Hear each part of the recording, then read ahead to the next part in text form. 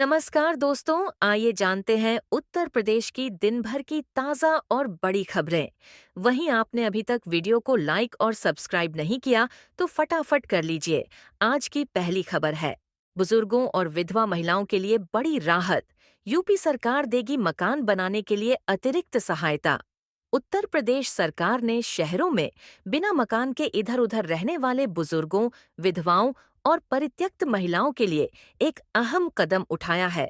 मुख्यमंत्री योगी आदित्यनाथ की सरकार प्रधानमंत्री आवास योजना 2 के तहत इन वर्गों को मकान बनाने के लिए अतिरिक्त वित्तीय सहायता प्रदान करेगी। बुजुर्गों को 30,000 रुपए और विधवाओं व परित्यक्त महिलाओं को 20,000 रुपए अतिरिक्त सहायता के रूप में दिए जाएंगे। इस कदम से इन गरीब और जरूरतमंद महिलाओं व बुजुर्गों को घर बनाने में मदद मिलेगी और उनकी जीवन स्तर में सुधार होगा। यूपी में सपा नेता पर प्रशासन का बड़ा एक्शन। सड़क पर बनाए गए मैरिज हॉल पर चला बुलडोजर। उत्तर प्रदेश के कन्नौज जिले में समाजवादी पार्टी के पूर्व जिला कोषाध्यक्ष कैश खां पर प्रशासन ने कड़ा एक्शन लिया है। आरोप है कि उन्होंने नगर पालिका की सड़क पर अवैध रूप से कब्जा कर मैरिज हॉल का निर्माण कराया था।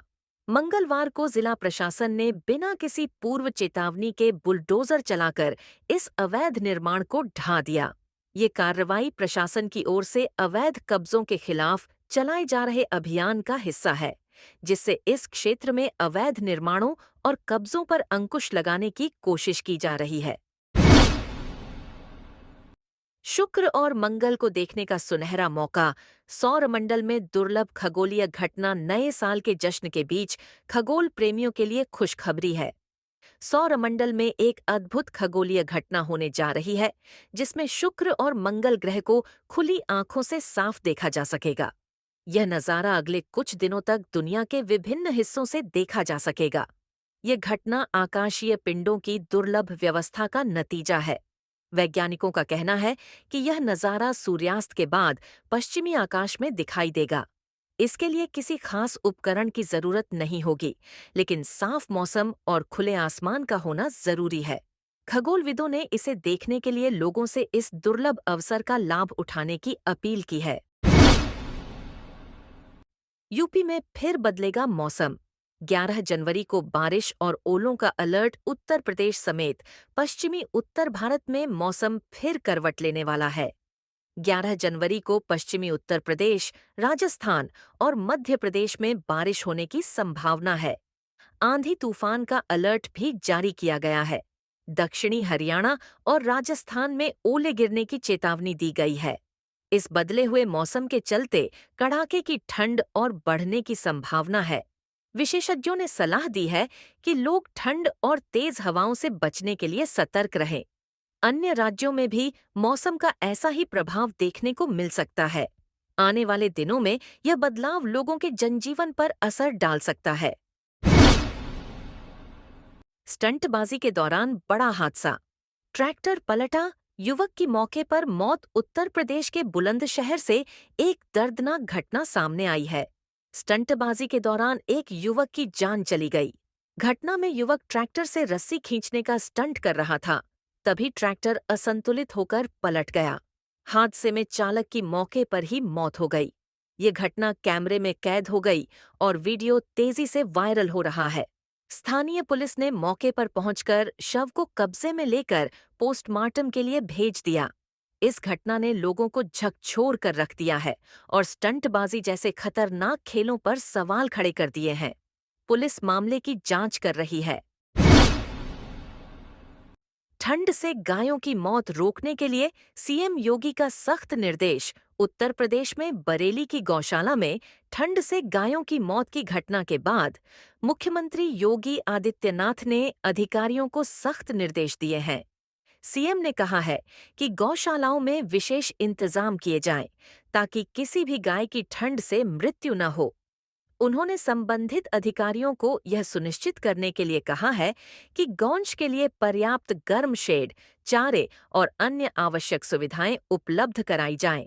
सीएम ने यह भी निर्देश दिया कि सभी जिलों में गौशालाओं का निरीक्षण कर रिपोर्ट दी जाए। सरकार का यह कदम पशु कल्याण को प्राथमिकता देते हुए ठंड से बचाव सुनिश्चित करने की दिशा में एक महत्वपूर्ण प्रयास है। संभल दंगों पर योगी सरकार सख्त। 1978 की घटना पर मांगी रिपोर्ट।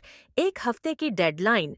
उत्तर प्रदेश की योगी सरकार ने 46 साल पुराने संभल दंगों पर कार्रवाई के संकेत दिए हैं। सरकार ने 1978 में 29 मार्च को हुए दंगे से जुड़ी रिपोर्ट तलब की है।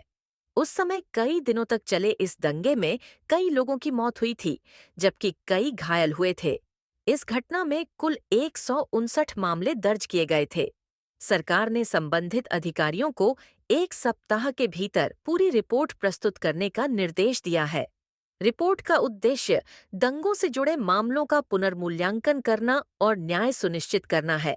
यह कदम योगी सरकार की कानून व्यवस्था पर सख्ती और पुरानी घटनाओं पर जवाबदेही तय करने की प्रतिबद्धता को दर्शाता है। सीएम योगी प्रयागराज प्रवास पर। अखिलेश यादव के चाचा का निधन। मुख्यमंत्री योगी आदित्यनाथ गुरुवार को प्रयागराज का दौरा करेंगे। महाकुंभ 2025 की तैयारियों का जायजा लेने के लिए सीएम योगी कई स्थलों का निरीक्षण करेंगे और यहीं रात्रि विश्राम भी करेंगे। दूसरी ओर, समाजवादी पार्टी के राष्ट्रीय अध्यक्ष और पूर्व मुख्यमंत्री अखिलेश यादव के चाचा राजपाल सिंह यादव का गुरुग्राम के एक अस्पताल में निधन हो गया है। इस दुखद घटना से सैफई में शोक की लहर है। परिवार और समर्थकों ने उन्हें भावभीनी श्रद्धांजलि दी। इन दोनों घटनाओं ने राज्य में राजनीतिक और सामाजिक हलचल बढ़ा दी है। 23 साल बाद अचानक घर पहुंचा लापता हुआ युवक। साथ में थी पत्नी और बच्चे। उत्तर प्रदेश के सीतापुर में एक चौंकाने वाली और भावुक कर देने वाली घटना सामने आई है। 23 साल पहले लापता हुआ युवक अचानक अपने घर लौट आया। इतने लंबे समय बाद उसे पहचानने में परिवार को थोड़ी दिक्कत हुई, लेकिन धीरे धीरे मां और अन्य परिजनों ने उसे पहचान लिया। युवक के साथ उसकी पत्नी और बच्चे भी थे। इस अप्रत्याशित वापसी ने पूरे परिवार में खुशी और उत्साह का माहौल बना दिया है। परिजन अपने खोए हुए बेटे को वापस पाकर भावुक हो गए हैं और पूरे गांव में इस घटना की चर्चा हो रही है। ये कहानी किसी चमत्कार से कम नहीं लगती। बरेली में साधु की निर्मम हत्या। काली मंदिर परिसर में मिला खून से लथपथ शव। उत्तर प्रदेश के बरेली में एक साधु की बेरहमी से हत्या कर दी गई। साधु मंगलवार को ही गांव पहुंचे थे और काली मंदिर में रहने की अनुमति मांगी थी। ग्रामीणों ने उन्हें मंदिर में ठहरने के लिए बिस्तर भी दिया था। बुधवार सुबह मंदिर परिसर में उनका खून से लथपथ शव मिला। बदमाशों ने सिर कुचलकर हत्या की वारदात को अंजाम दिया। इस घटना से पूरे गांव में सनसनी फैल गई है। पुलिस ने मौके पर पहुंचकर शव को पोस्टमार्टम के लिए भेज दिया है और मामले की जांच शुरू कर दी है। इस निर्मम हत्या ने ग्रामीणों को झकझोर कर रख दिया है। महाकुंभ से धनवर्षा। संगम में 40 करोड़ श्रद्धालु लगाएंगे डुबकी।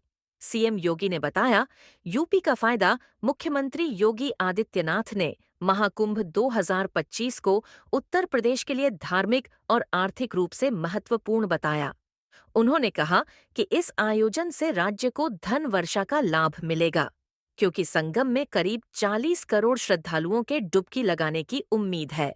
सीएम योगी ने इसे केवल आस्था का आयोजन नहीं, बल्कि आने वाली पीढ़ियों के लिए प्रेरणा का स्रोत भी बताया। उन्होंने कहा कि संतों के मार्गदर्शन और केंद्र राज्य सरकारों के सहयोग से इस आयोजन को सफल और सुविधाजनक बनाने के लिए हर संभव प्रयास किए जा रहे हैं। महाकुंभ से न केवल धार्मिक आस्था को बढ़ावा मिलेगा, बल्कि यह यूपी के पर्यटन और आर्थिक विकास के लिए भी मील का पत्थर साबित होगा। बिना हेलमेट बाइक चलाने पर घर लौटना पड़ेगा पैदल। यूपी में नोएडा मॉडल लागू। उत्तर प्रदेश में सड़क सुरक्षा को लेकर मुख्यमंत्री योगी आदित्यनाथ की सख्ती के बाद परिवहन आयुक्त ने सभी जिलों में कड़े कदम उठाने की योजना बनाई है। बुधवार को आयुक्त ने सभी जिलों के डीएम और एसपी को पत्र भेजकर निर्देश दिए कि बिना हेलमेट के बाइक चलाने वालों के वाहनों का चालान किया जाए। नोएडा मॉडल को राज्य भर में लागू किया जाएगा, जिसमें बिना हेलमेट बाइक चलाने पर चालक को पैदल घर लौटने की स्थिति में डाल दिया जाएगा।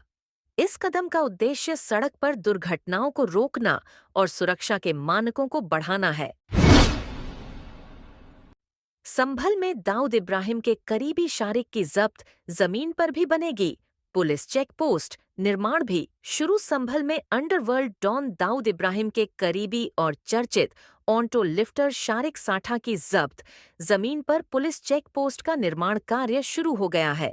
ये चेक पोस्ट हिंदूपुरा खेड़ा में बनेगी, जो 24 नवंबर को भड़की हिंसा का शिकार हुआ था। इस निर्माण से इलाके में सुरक्षा बढ़ेगी और अपराध नियंत्रण में मदद मिलेगी। इससे पहले शाही जामा मस्जिद के सामने पुलिस चौकी का निर्माण भी किया गया था। पुलिस अधिकारियों ने बताया कि यह कदम इलाके में शांति बनाए रखने और अपराध पर काबू पाने के लिए उठाया गया है।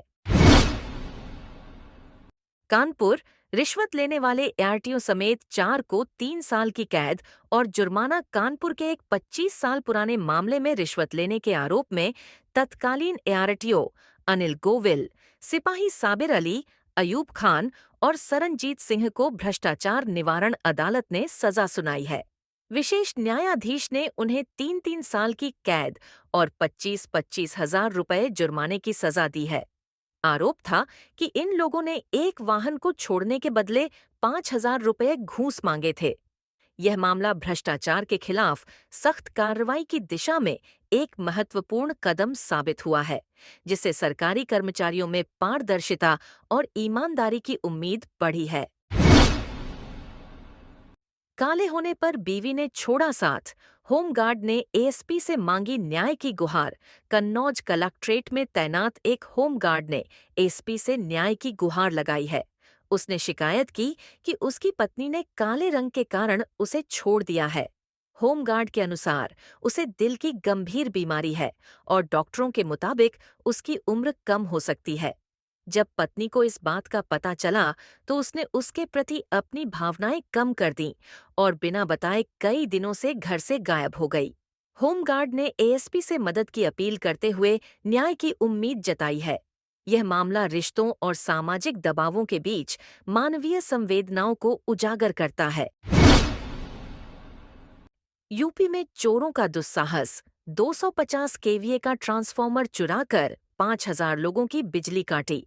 उत्तर प्रदेश के बदायूं जिले के उघैती क्षेत्र के सोरहा गांव में चोरों ने एक अजीब सा दुस्साहस दिखाया। चोरों ने गांव में लगा 250 किलोवाट का बिजली ट्रांसफार्मर चुरा लिया, जिससे पूरे इलाके में बिजली की आपूर्ति ठप हो गई। ट्रांसफार्मर चोरी होने के कारण करीब 5,000 लोग अंधेरे में रहने को मजबूर हो गए हैं। ये घटना ग्रामीणों के लिए बड़ा संकट बन गई है, क्योंकि उन्हें न केवल बिजली की समस्या का सामना करना पड़ रहा है, बल्कि चोरी की यह घटना सुरक्षा के लिहाज से भी चिंताजनक है। पुलिस मामले की जांच कर रही है। आसाराम को जमानत मिलने पर पीड़िता का परिवार डरा, जताया जान का खतरा। सुप्रीम कोर्ट से जमानत मिलने के बाद आसाराम बापू के खिलाफ यौन शोषण का आरोप लगाने वाली पीड़िता का परिवार बेहद डरा हुआ है। शाहजहांपुर में रहने वाले पीड़िता के पिता ने चिंता जताई है कि आसाराम जेल से बाहर आने के बाद और ज्यादा उपद्रव करेगा। उन्होंने अपनी जान को खतरे का आभास करते हुए प्रशासन से सुरक्षा की मांग की है। पीड़िता के परिवार का कहना है कि आसाराम के समर्थक पहले भी उन्हें धमकियां दे चुके हैं और अब उसकी रिहाई के बाद स्थिति और बिगड़ सकती है। इस मामले ने एक बार फिर न्याय और सुरक्षा पर सवाल उठाए हैं। बीमार पत्नी की तबीयत न सुधरी तो युवक ने तोड़ा महाभारत काल का शिवलिंग। उत्तर प्रदेश के उन्नाव जिले में एक युवक ने अपनी पत्नी की बीमार हालत में सुधार न होने पर गुस्से में आकर महाभारत काल के प्राचीन शिवलिंग को तोड़ दिया। युवक का आरोप था कि उसकी पत्नी की तबीयत ठीक नहीं हो रही थी और वह भगवान से नाराज हो गया। शिवलिंग खंडित अवस्था में मिलने से स्थानीय श्रद्धालुओं की भावनाएं आहत हो गईं, जिन्होंने इस घटना की सूचना पुलिस को दी। घटना ने धार्मिक और सामाजिक तनाव पैदा कर दिया है और पुलिस मामले की जांच कर रही है। यह घटना शिवलिंग की पवित्रता और धार्मिक आस्थाओं के प्रति संवेदनशीलता पर सवाल उठाती है। रिश्वत न देने पर ग्राम पंचायत अधिकारी ने जीवित पति का बना दिया डेथ सर्टिफिकेट। उत्तर प्रदेश के हरदोई जिले में एक हैरान करने वाली घटना सामने आई है, जहां एक ग्राम पंचायत अधिकारी ने 2,000 रुपये की रिश्वत न मिलने पर एक जीवित व्यक्ति का डेथ सर्टिफिकेट बना दिया। शिकायत करने वाले पति का कहना है कि वह अपनी पत्नी का डेथ सर्टिफिकेट बनवाने के लिए गया था, लेकिन अधिकारी ने रिश्वत की मांग की और जब वह नहीं दिए तो उसने पति का ही डेथ सर्टिफिकेट बना दिया। पति ने डीएम से शिकायत की है और मामले की जांच के आदेश दे दिए गए हैं। ये घटना सरकारी भ्रष्टाचार और रिश्वतखोरी की गंभीर समस्या को उजागर करती है। अखिलेश यादव का हमला। महाकुंभ में गंगा के बहाव से छेड़छाड़ पर्यावरणीय अपराध। समाजवादी पार्टी के प्रमुख अखिलेश यादव ने महाकुंभ के दौरान गंगा नदी में ड्रेजर मशीन लगाने पर कड़ा विरोध जताया है।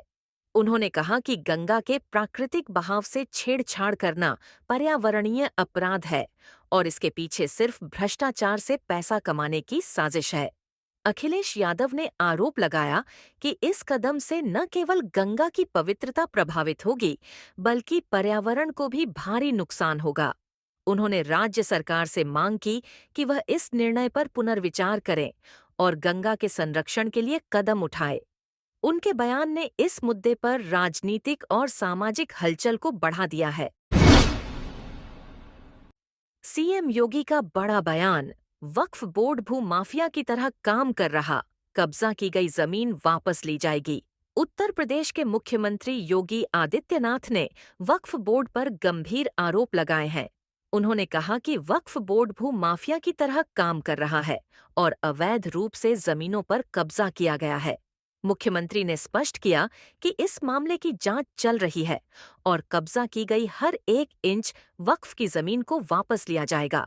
इसके साथ ही उन्होंने पूर्व मुख्यमंत्री अखिलेश यादव पर भी हमला बोलते हुए कहा कि उनका शासनकाल भ्रष्टाचार और जमीन हड़पने के मामले में लिप्त था। इस बयान से सरकार की सख्ती और भ्रष्टाचार के खिलाफ अपनी प्रतिबद्धता को व्यक्त किया गया है। भिखारी को दिल दे बैठी। 6 बच्चों की मां बाजार जाने के बहाने हो गई फरार।